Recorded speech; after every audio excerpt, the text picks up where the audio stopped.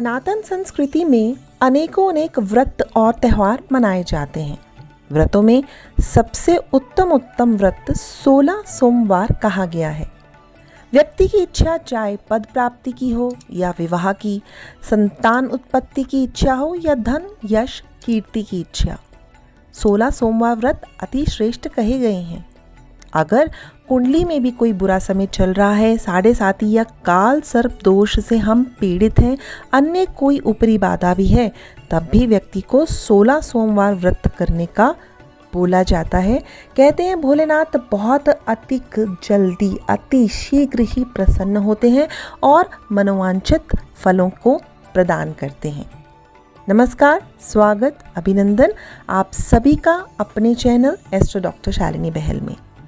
व्रत कैसे किया जाए, कब किया जाए, कब करना श्रेष्ठ होगा, व्रत के दौरान क्या खाना चाहिए, कितने सोमवार के बाद उद्यापन करना चाहिए, क्या पीरियड्स के दौरान भी हम ये व्रत रख सकते हैं, इनमें किन किन बातों का ध्यान रखना चाहिए, इन सभी की जानकारी मैं अपने दूसरे वीडियो में शेयर कर चुकी हूँ। इस वीडियो में मैं आपके साथ 16 सोमवार व्रत कथा को साझा कर रही हूँ। आप सब श्रोतागण आइए और 16 सोमवार व्रत कथा को सुनते हैं। आइए प्रारंभ करते हैं। यह 16 सोमवार की व्रत कथा पौराणिक एवं प्रामाणिक है। एक समय श्री महादेव जी पार्वती जी के साथ भ्रमण करते हुए मृत्यु लोक में अमरावती नगरी में आए। वहां के राजा ने शिव मंदिर बनवाया था, जो कि अत्यंत भव्य एवं रमणीक तथा मन को शांति पहुंचाने वाला था। भ्रमण करते समय शिव पार्वती भी वहीं ठहर गए। पार्वती जी ने कहा, हे नाथ, आओ आज इसी स्थान पर चौसर पासे खेलें। खेल प्रारंभ हुआ। शिवजी कहने लगे, मैं जीतूंगा। इस प्रकार उनके आपस में वार्तालाप शुरू हो गई। उस समय पुजारी जी पूजा करने वहां आए। पार्वती जी ने पूछा, पुजारी जी बताइए जीत किसकी होगी। पुजारी जी बोले, इस खेल में महादेव जी के समान कोई दूसरा पारंगत नहीं हो सकता, इसलिए महादेव जी की ही ये बाजी जीतेंगी। परंतु हुआ उल्टा, जीत पार्वती जी की हुई। अतः पार्वती जी ने पुजारी को कोढ़ी होने का श्राप दे दिया कि तूने मिथ्या भाषण किया है। अब तो पुजारी कोढ़ी हो गया। शिव पार्वती जी दोनों वापस चले गए। कुछ समय पश्चात अप्सराएं पूजा करने आईं। अप्सराओं ने पुजारी जी के कोढ़ी होने का कारण पूछा। पुजारी जी ने सब बातें बता दी। अप्सराएं कहने लगीं, पुजारी जी आप 16 सोमवार का व्रत करें तो शिवजी प्रसन्न होकर आपका संकट दूर करेंगे। पुजारी जी ने अप्सराओं से व्रत की विधि पूछी। अप्सराओं ने व्रत करने का और व्रत के उद्यापन करने की संपूर्ण विधि बता दी। पुजारी जी ने विधि पूर्वक श्रद्धा भाव से व्रत आरंभ किया और अंत में व्रत का उद्यापन भी किया। व्रत के प्रभाव से पुजारी जी रोग मुक्त हो गए।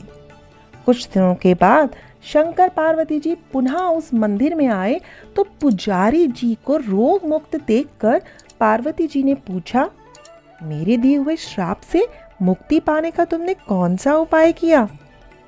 पुजारी जी ने कहा, हे माता, अप्सराओं के द्वारा बताए गए 16 सोमवार के व्रत करने से मेरा ये कष्ट दूर हुआ है। पार्वती जी ने भी 16 सोमवार का व्रत किया, जिससे उनसे रूठे हुए कार्तिकेय जी भी अपनी माता से प्रसन्न होकर आज्ञाकारी हुए। कार्तिकेय जी ने पूछा, हे माता, क्या कारण है कि मेरा मन सदा आपके चरणों में ही लगा रहता है। पार्वती जी ने कहा, कार्तिकेय, 16 सोमवार के व्रत की महात्म्य कथा बताई, विधि बताई। तब कार्तिकेय जी ने कहा कि मैं भी इस व्रत को धारण करूंगा। इस व्रत को करने से उनका बिछड़ा हुआ मित्र मिल गया। अब मित्र ने भी इस व्रत को अपने विवाह की इच्छा के लिए किया। फलतः वे विदेश गया। वहां के राजा की कन्या का स्वयंवर था। राजा ने प्रण किया था कि हथिनी जिस व्यक्ति के गले में वरमाला डाल देगी उसी के साथ राजकुमारी का विवाह करूंगा। यह ब्राह्मण मित्र भी स्वयंवर देखने की इच्छा से वहां एक और जाकर बैठ गया।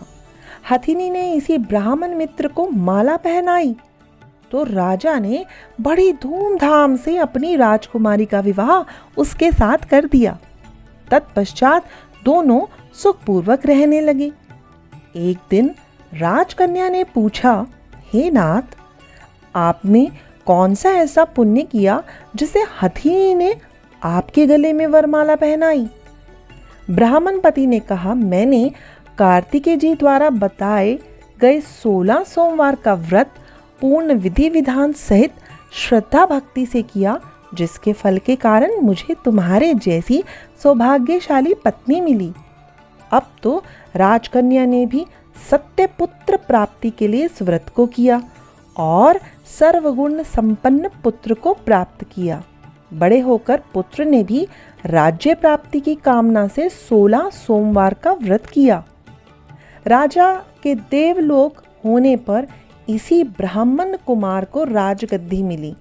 फिर भी वह इस व्रत को करता रहा। एक दिन उसने अपनी पत्नी से पूछा, सामग्री शिवालय ले चलने को कहा कि तुम पूजा की सामग्री शिवालय ले आना, परंतु उनकी पत्नी ने पूजा सामग्री अपनी दासियों के द्वारा भिजवा दी। जब राजा ने पूजन समाप्त किया तो आकाशवाणी हुई कि हे राजा, तुम इस पत्नी को त्याग दो, नहीं तो तुम्हारा राजपाट सब तुम्हें हाथ से धोना पड़ जाएगा। प्रभु की आज्ञा मानकर उसने अपनी पत्नी को महल से निकाल दिया। तब वह अपने भाग्य को कोसती हुई एक बुढ़िया के पास गई और अपना दुखड़ा सुनाया तथा बुढ़िया को बताया, मैं पूजन सामग्री राजा के कहे अनुसार शिवालय में नहीं ले गई और राजा ने मुझे निकाल दिया। बुढ़िया ने कहा, तुझे मेरा काम करना होगा। उसने स्वीकार कर लिया। तब बुढ़िया ने सूत की गठरी उसके सिर पर रखी और बाजार भेज दिया। रास्ते में आंधी आई तो सिर पर रखी हुई गठरी उड़ गई। बुढ़िया ने डांट कर उसे निकाल दिया। अब रानी बुढ़िया के यहाँ से चलते चलते एक आश्रम में पहुंची। गुसाई जी ने उसे देखते ही समझ लिया कि यह कोई उच्च घराने की अबला विपत्ति की मारी है। उसने बड़े धैर्य बंधाते हुए बोले, बेटी, तुम मेरे आश्रम में रह, किसी प्रकार की चिंता मत कर। रानी आश्रम में रहने लगी, परंतु वे जिस वस्तु को हाथ लगाती वह वस्तु खराब हो जाती। यह देखकर गुसाई जी ने पूछा, बेटी, किस देव के अपराध से ऐसा हुआ है?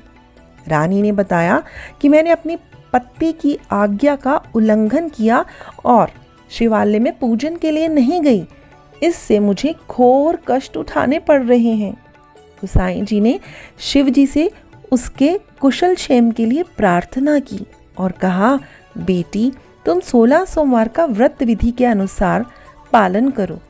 तब रानी ने विधि पूर्वक व्रत किया और व्रत पूर्ण हुए। व्रत के प्रभाव से राजा को रानी की याद आई और दूतों को उसकी खोज के लिए भेज दिया। आश्रम में रानी को देखकर दूतों ने राजा को बताया। तब राजा ने वहां जाकर गुसाई जी से कहा, महाराज, यह मेरी पत्नी है, मैंने इसका परित्याग कर दिया था, कृपया इसे मेरे साथ जाने की आज्ञा दें। शिवजी की कृपा से प्रतिवर्ष 16 सोमवार का व्रत करते हुए वे दोनों आनंद से रहने लगे और अंत में शिवलोक को प्राप्त हुए। इस कथा को सुनने के पश्चात शिवजी की आरती अवश्य करें और नमः शिवाय की जपमाला अवश्य करें। कहते हैं 16 सोमवार करने वालों की हर एक मनोकामनाएं भोलेनाथ अवश्य पूरी करते हैं। कथा को हृदय से सुनने के लिए सभी का हृदय से धन्यवाद। भगवान भोलेनाथ संग माँ पार्वती हम सभी का कल्याण करें। नमस्कार, प्रणाम।